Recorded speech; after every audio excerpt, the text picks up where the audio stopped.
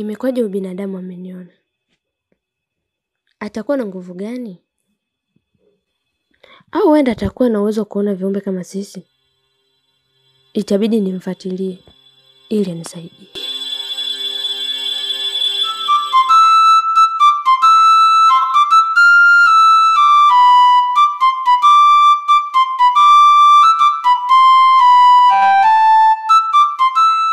Sawa ndugu yangu.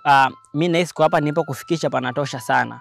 Kwa hiyo sina budi mimi nirudi nyumbani nikamwahi mama mtu, nawe inabidi uelekee ukapumzike ili tuweze kuonana tena baadaye. Basi sawa, haina noma kichangu. Ila mimi ninachotaka kukwambia, zingatia kichangu, dharau au kamu.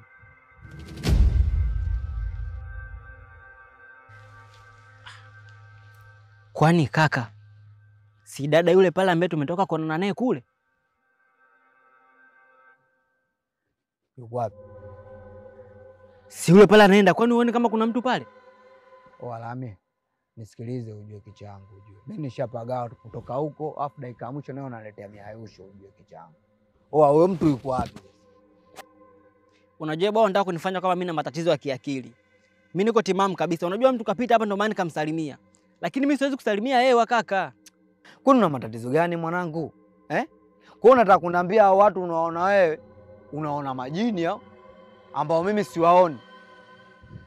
Wewe usinichanganye ujue Lami ujue mwanangu.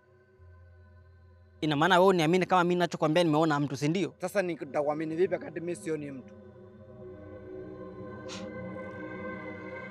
Wewe nini mwanangu? Nisikilize blood. Mimi ngoja nijichenge zangu. Unaona sasa wewe mwanangu ushapaga kiakili. Wewe nenda nyumbani kwako kaipumzike, unaona nichanganya.